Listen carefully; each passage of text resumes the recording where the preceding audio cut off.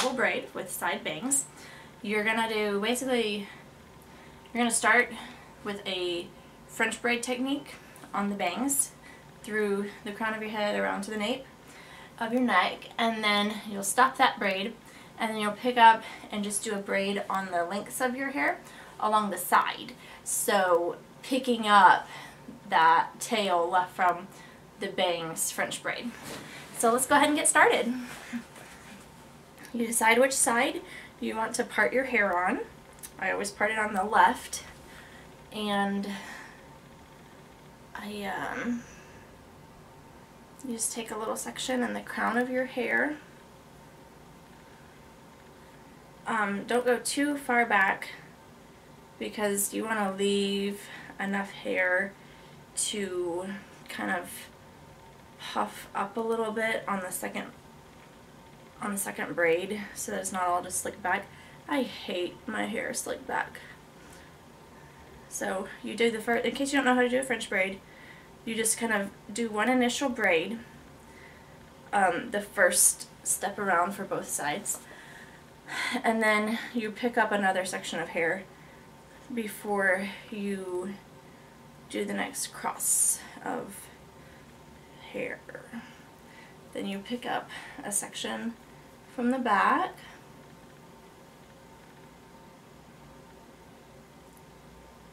and you kind of have to decide at the beginning if you're going to braid over or braid under, and stick with it the whole way. One way the braid lies on top of the hair, the other way it kind of lies under the hair. I think if you go over, it lays under.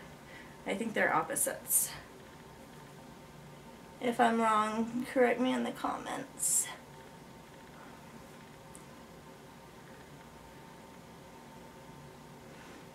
Okay. Now, you can make these sections as big or small as you want. I'm going to make them sort of big, just so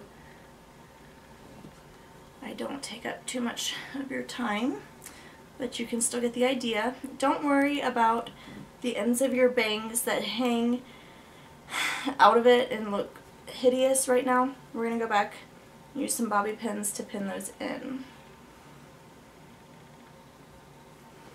I'll try to turn a little so you can see it go down the side of my head a little.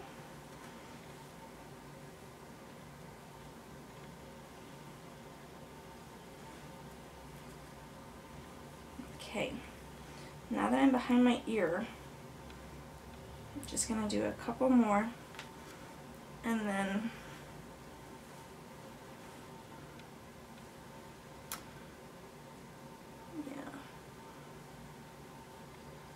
okay. So now you take your ponytail holder. Actually, take a little clippy and just clip it there so that it stays where you're at. So you can see I have this bang sticking out, but I don't care. And I have this side braid going down the side of my head, and the rest of my hair is still loose. So I'm going to pull it around to the side and unclip that first braid. Don't worry that this is all loose and poofy. We're going to pick it up and bobby pin it, clean up that mess when we're done. Go ahead and grab the whole of your hair, including that tail, and continue your braid. If you were going over with each section, keep going over. If you're going under, keep going under. You just want to keep it uniform.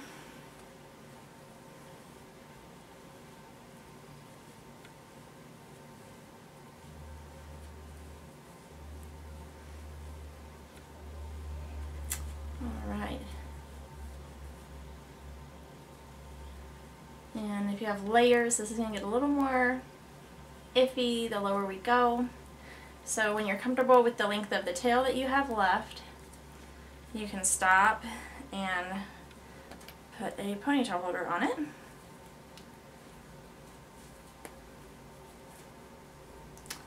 Alright, now just gonna look around. I don't like this, how this is all slicked back, so I'm gonna kind of pull it up, loosen it a little bit out of the braid. It's up to you. If you're like an exact science type of person and you want it all slick and perfect, go for it. If you're a little bit more of a beautiful imperfections type of person, then you can go a little more crazy on it. Just however you like. Pin these bangs in. You want to obviously use a bobby pin the color of your hair, and then you open it, hold the section of hair, the bang that needs to go in, and then push it up into the braid.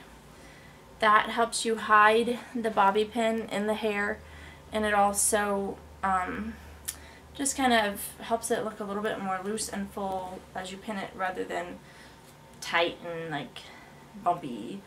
As you like tighten it, there's tension bumps that come up. Hate those. Alright, so there you go. That is your double side braid. Great.